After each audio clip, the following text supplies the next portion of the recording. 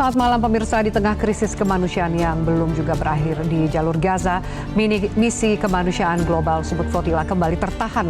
Armada yang membawa bantuan untuk warga Gaza dicegat pasukan Israel di perairan internasional. Lebih dari 400 aktivis ditangkap, termasuk tokoh internasional Greta Thunberg. Kabarnya para aktivis mengalami penyiksaan selama penahanan, dari pembatasan makan hingga tekanan psikologis. 3 aktivis Indonesia yang turut dalam misi kemanusiaan ini adalah Wanda Hamidah, Muhammad Fathur-Rahman, dan juga Muhammad Hussein telah kembali dengan selamat ke tanah air. Di saat dunia mengecam tindakan ini, harapan perdamaian muncul dari meja negosiasi. Delegasi Hamas dan Israel dikabarkan siap duduk bersama di Mesir, membahas tahap awal gencatan senjata dan juga sekiranya rencana perdamaian yang digagas oleh Presiden Amerika Serikat Donald Trump. Apakah ini akan menjadi titik balik menuju perdamaian atau justru babak baru tarik-menarik kepentingan di tengah penderitaan rakyat Gaza? Bersama saya Alfiani Malik, inilah Top Issue, misi kemanusiaan tertahan, Hamas dan Israel siap damai?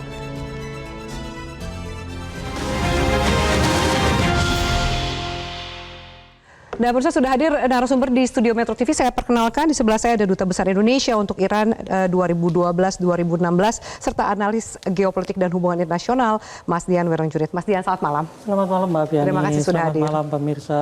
Dan kemudian kami perkenalkan jurnalis Metro TV Iqbal Himawan. Selamat malam Iqbal. Mbak Afi. Dan juga ada Ketua Koordinator Indonesia Global Peace Convoy Muhammad Hussein. Mas Muhammad Hussein, selamat malam. Terima kasih sudah hadir. Dan kami mengajak Anda pemirsa untuk melihat cuplikan video berikut ini.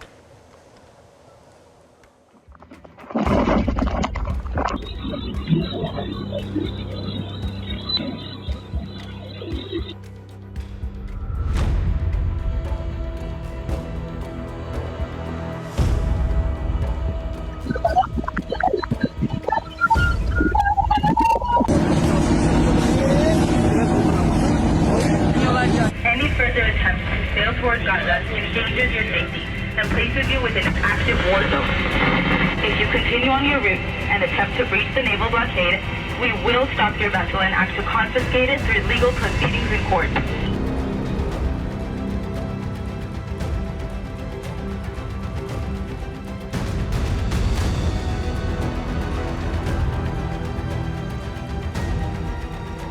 Pemirsa, yang baru saja Anda saksikan adalah rekaman saat pasukan Israel menyergap armada Global Sumut Flotilla di perairan internasional.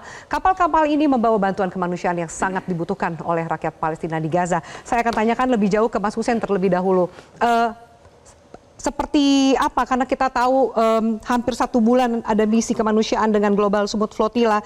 Apa saja pengalaman Mas Hussein yang bisa dibagi ke kami dan juga pemirsa? Ya, jadi ide Global Sumut Flotilla ini muncul akhir bulan Juni, persiapan sangat mepet ya, karena ini juga merupakan gerakan maritim aktivis kemanusiaan terbesar sepanjang sejarah. 47 negara bersatu dalam 80 kapal yang harusnya bergerak, namun yang bisa bergerak ternyata cuma 42 kapal.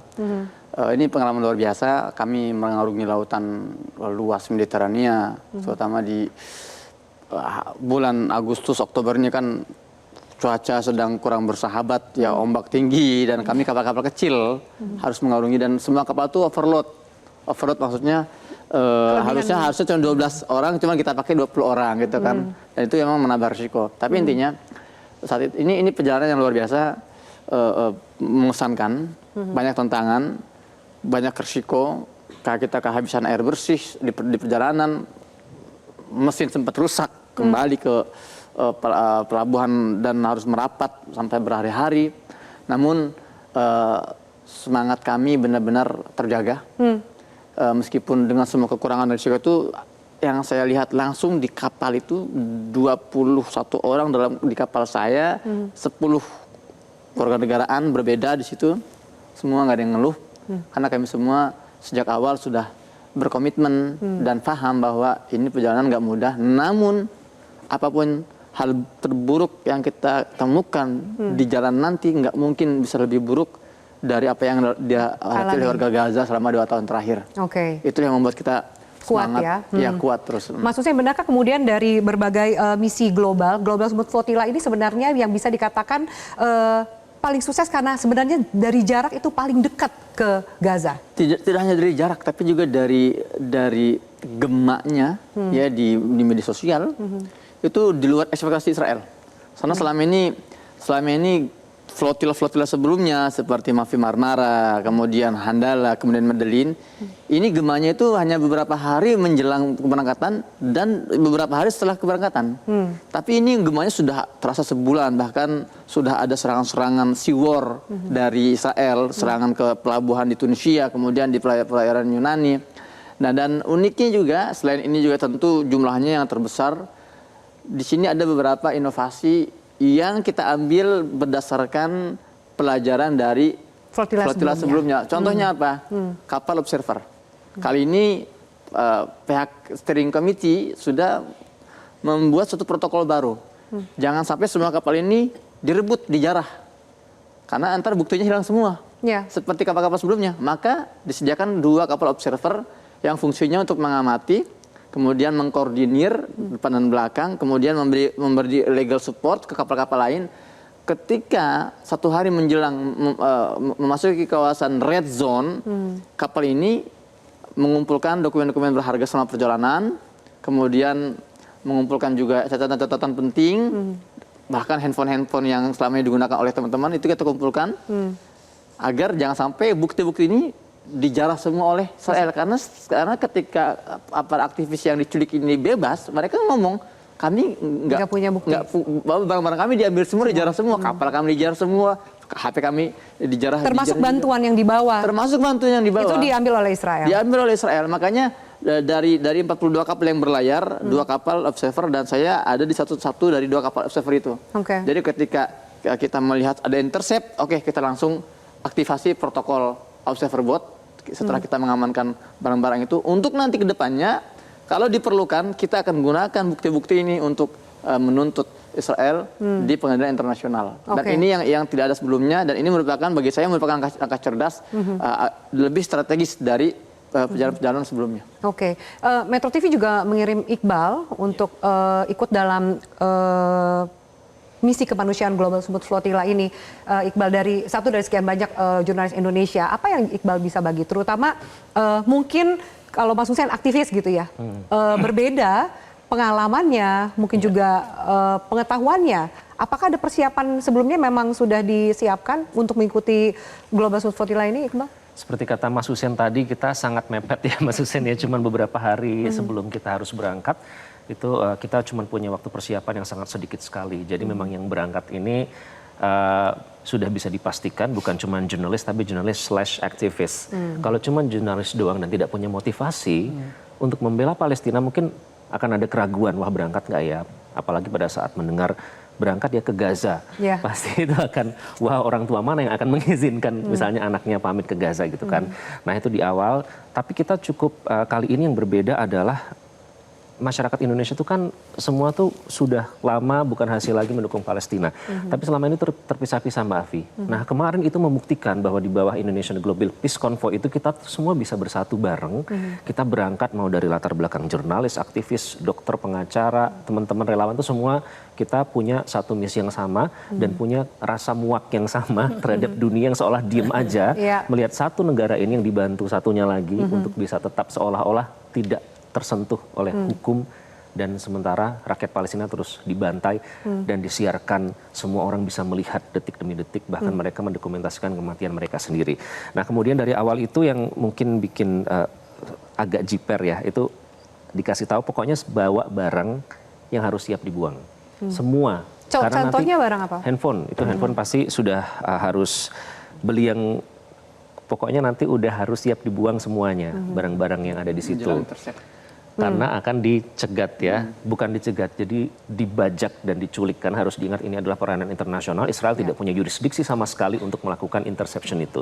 Makanya ini penculikan dan dicegat. Itu tuh sudah dikasih tahu Mbak Afi. Jadi pada saat kami tiba di sana, mungkin teman-teman yang sudah sangat mahfum dengan misi itu sudah terbiasa, tapi kami ini pertama kali merasakan simulasi bagaimana pada saat diculik sama tentara Israel, itu yang membuat kita. Jadi sudah ada simulasinya yang ternyata juga kejadian penyerbuan dari Israel itu. Betul, dan ternyata pada saat tiba di sana, memang nyata adanya upaya-upaya untuk menghalangi kami untuk berangkat sudah dilakukan sejak awal.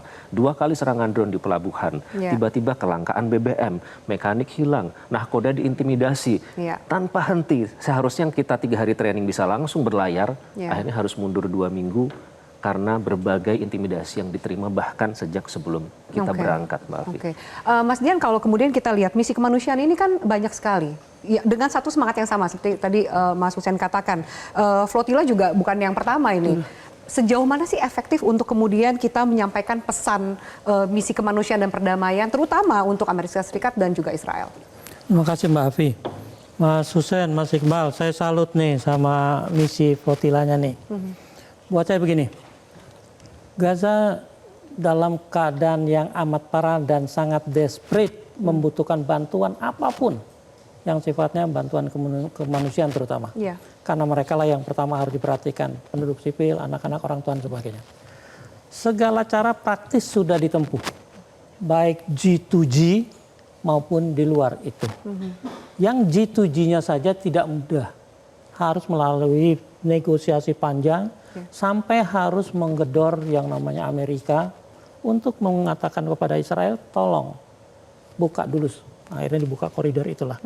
Buat saya yang disampaikan Mas Hussein menarik. Flotila ini, Sumut Flotila ini, Global Sumut Flotila ini pertama terbesar, itu menambah dorongan, desakan moral dari masyarakat internasional. Karena tadi sudah dikatakan 47 negara. Buat saya itu luar biasa, itu menggalang sebuah upaya sendiri ya, artinya di luar government, memberikan bantuan sekecil apapun. Kalau mau jujur, bantuannya tentunya tidak sebesar G2G ya, karena flotila kan kecil-kecil. Tapi bantuan apapun kalau memang itu tepat sasaran dan masuk, itu akan sangat menolong. Nah kalau ditanya efektivitasnya tadi, jangan tanya kelakuan Israel. Israel itu emang nggak bisa diatur di perairan internasional. Apapun hukum udah pasti salah. Dilanggar. Tapi masalahnya begini, mungkin Israel tidak melakukannya sendiri. Dia mengambil contoh sebelumnya.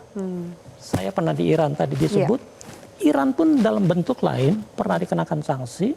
Dan Iran desperate untuk katakan melakukan perdagangannya dengan cara dia. Tapi Amerika menerapkan program yang namanya seperti intercept ini. Yang dilakukan di tengah laut.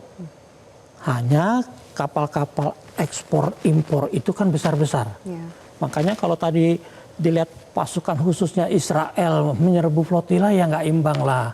Overacting saya bilang. Kalau menghadapi semua misi kemanusiaan yang dilakukan oleh rakyat. Sesama rakyat dari berbagai negara diterjunkan pasukan khusus yang hanya diperuntukkan untuk teroris yang luar biasa ganas dan terorganisir. Oke, silakan. Itu urusan lain. Kita pun punya pasukan khusus. Tapi bukan yang seperti itu. Menyerang rakyat kecil, artinya rakyat internasional di tengah laut yang hanya datang untuk sekedar memberikan bantuan. Warga sipil tidak bersenjata ya Pak? Betul, tidak bersenjata. Lepas dari apapun yang dilakukan Israel tidak bisa ditolerir dalam kerangka hukum internasional apapun. Tapi kalau mau bicara efektivitas itu tidak hanya bisa dilihat dari bantuan sampai diterima. Tapi perjuangan menyampaikan bantuannya itu saja sudah menggaung tadi kan ya? Bergaung. Betul sekali. Buat saya kalau ini berlanjut mudah-mudahan Paman Trump juga berubah pikiran. Jelajahi cara baru mendapatkan informasi. Download Metro TV Extend sekarang.